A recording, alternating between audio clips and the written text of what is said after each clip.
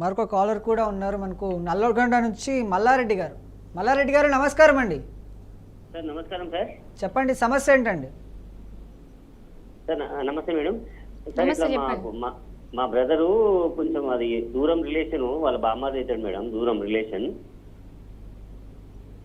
Credit card వాడుకున్నాడు madam మా తమ్ముంది. వాడుకొని 2.5 lakh దాంట్లో క్రెడిట్ కార్డులో వాడుకున్నాడు. నెక్స్ట్ పర్సనల్ గా కూడా 2.5 lakh ఇచ్చాడు మా తమ్ముడు. టోటల్ గా 6.5 అట్లా మా తమ్ముడు ఇచ్చాడు అతనికి. ఇచ్చాడు అంటే ఇంతకుముందు చాలా ఉన్నాయి మేడం బాధితులు చాలా మంది ఉన్నారు. అంటే ఈ ఆన్లైన్ గేమ్ ఆడమే ఆ పిల్లోడే క్యారెక్టరు. ఇంతకుముందు కూడా ఒకసారి ఇంటికాడ 1.5 acre అమ్మి కొంతమంది గడిచిందంట. మా తమ్మునికి ఏమో ఐసీ తెలియదు మేడం. ఐసీ తెలియక నేను ప్రైవేట్ జాబ్ చేస్తున్నా, నాకు 15 రోజులకు ఒకసారి పేమెంట్ వస్తుందని చెప్పి మామూలు క్రెడిట్ కార్డు ఇచ్చాడు మేడం.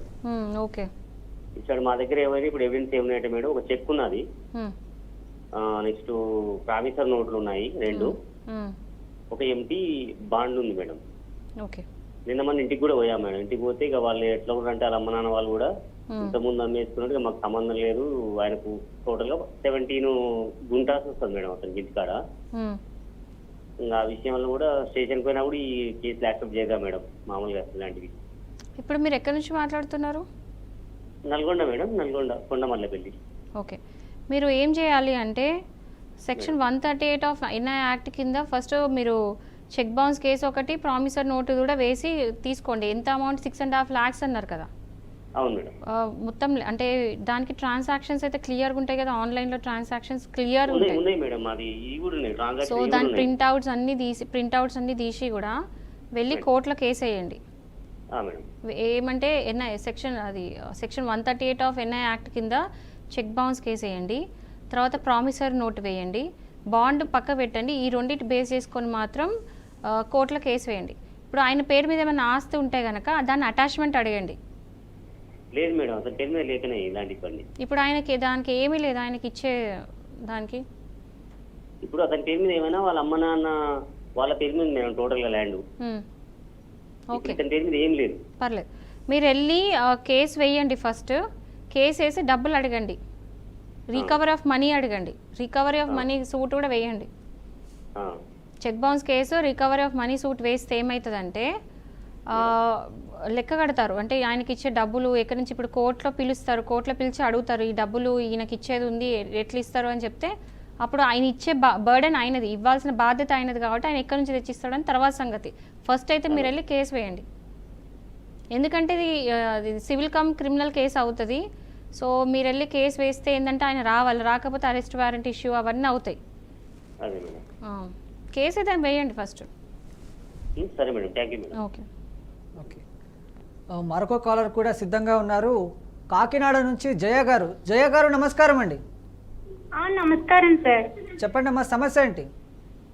మా సిస్టర్ గురించి మాట్లాడాలనుకుంటున్నాను సార్. చెప్పండి అమ్మా. అది మా సిస్టర్కి. నమస్కారం సార్.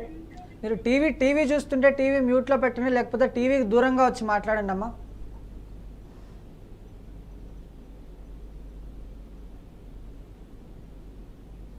జయ గారు వినిపిస్తుందా?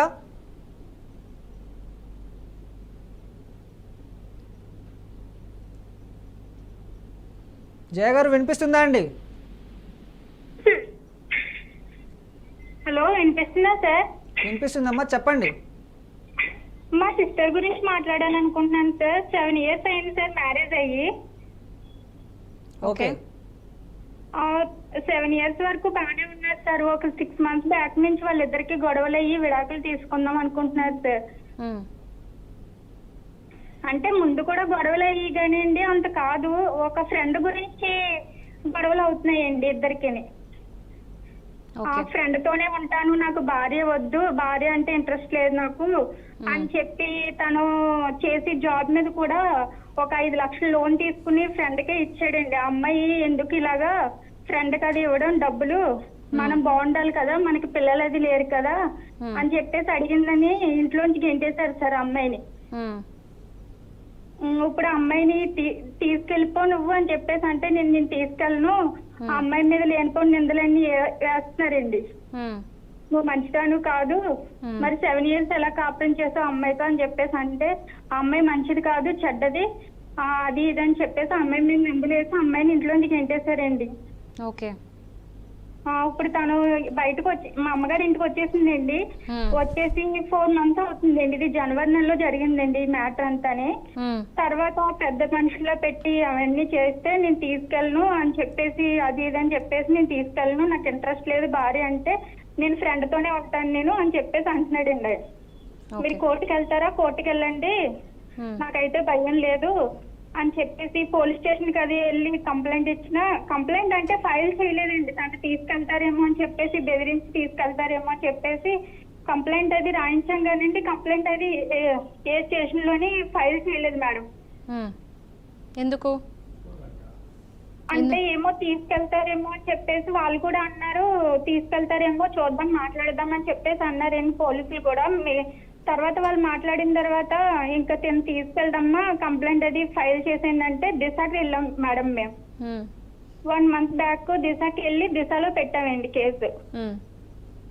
పెడితే తను కౌన్సిలింగ్ కి ఫస్ట్ కౌన్సిలింగ్ వెళ్ళారు మేడం. ఆ ఫస్ట్ కౌన్సిలింగ్ లో కూడా నాకు అమ్మాయి ఇంట్రెస్ట్ లేదు, నేను ఫ్రెండ్ తోనే ఉండాలనుకుంటున్నాను, నాకు ఫ్రెండ్ అంటేనే ఇష్టం, నేను ఫ్రెండ్ తోనే ఉంటాను, నాకు భార్య ఇంట్రెస్ట్ లేదు అంటున్నారు. మరి తనకి ఏం న్యాయం చేయవా, నువ్వు ఇలా వదిలేస్తావంటే న్యాయం చేయాల్సిన అవసరం నాకు లేదు, మీరు ఎక్కడ వేసుకుంటారో వేసుకోండి అని చెప్పి తనే ఫస్ట్ లీగల్ నోటీస్ పంపించాడండి. ఈ అమ్మాయి ఇలా మంచిది కాదు, మా అమ్మగారిని వేధిస్తుంది, మా నాన్నగారిని చంపేసింది, కోవిడ్ లో తనే జాబ్ చేసి తను కోవిడ్ లో బయట జాబ్ శ్రీరామ్ చిట్స్ ఫైనాన్స్ లో చేస్తాడండి తను. అయితే తనకి ఎలా వచ్చిందో కోవిడ్ వచ్చిందండి, ఆ కోవిడ్ కూడా తిన వల్లే వచ్చింది అని చెప్పేసి చెప్పడం, వాళ్ళ డాడీకి షుగర్ టాబ్లెట్లు బీపీ టాబ్లెట్లు వేయకపోవడం, తను అలాగా 1 week కరోనా వచ్చిన 1 week తను చనిపోయారండి వాళ్ళ ఫాదర్ కూడా. అది కూడా ఈ అమ్మాయి వల్లే చనిపోయారని చెప్పడం. ఎవరితో వాళ్ళు చర్చికి వెళ్తారు మేడం, మాకు ఇంటర్ క్యాస్ట్ మ్యారేజ్ అని కూడా చెప్పకుండా చేశారండి.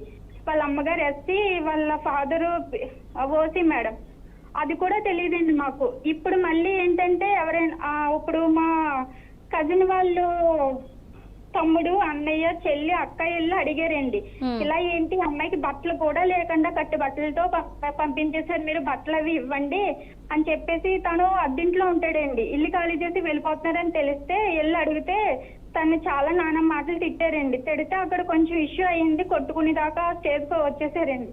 అవి అన్ని వీడియోలు తీసి మమ్మల్ని మాలోళ్ళు అన్నారు అది ఇదని చెప్పి వాళ్ళ అమ్మని తీసుకెళ్లి మళ్ళీ 4 మీద కేసు వేసాడండి రివర్స్ లో మా మీద. ఓకే. మేడం మీరు కోర్టుకి వెళ్ళి రెస్టిట్యూషన్ ఆఫ్ వినండి, మీరు కోర్టుకు వెళ్ళి ఒక అడ్వకేట్ని కలవండి, ఫస్ట్ ఒక లాయర్ని కలిసి రెస్టిట్యూషన్ ఆఫ్ కాంజిగల్ రైట్స్ అని ఒక కేసు ఉంటుంది, అది వేయొచ్చు. సెక్షన్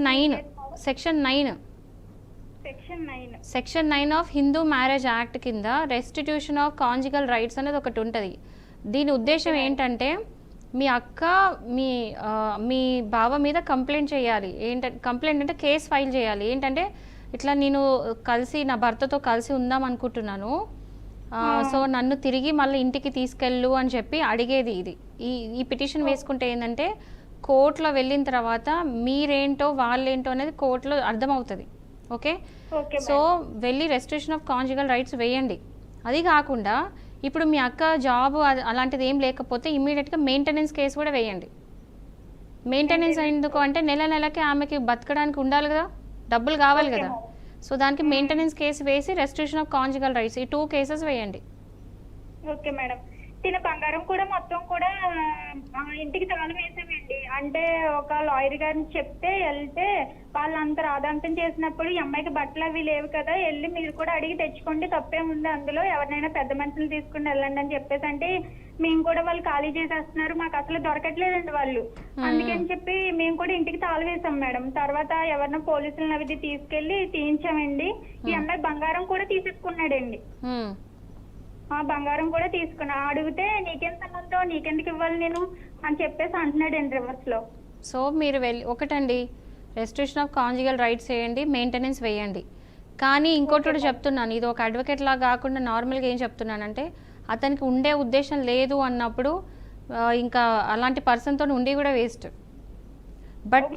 బట్ మీకు జరుగుతున్న అన్యాయం బట్టి ఏంటంటే అతను ఓకే, ఓకే మేడం. మీ అక్క లైఫ్ని ఇట్లా ఖరాబ్ చేస్తున్నారు కాబట్టి మీరు వెళ్ళి 498 కేసు వేయండి. ఒకవేళ మీరు చెప్పిన అన్ని నిజాలు అయితే, మీరు పెట్టే అలిగేషన్స్ అన్ని నిజాలు అయితే వెళ్ళి 498 కూడా వేయండి. సో కేసు ఫైల్ అయ్యేటట్టు చూడండి. Okay madam.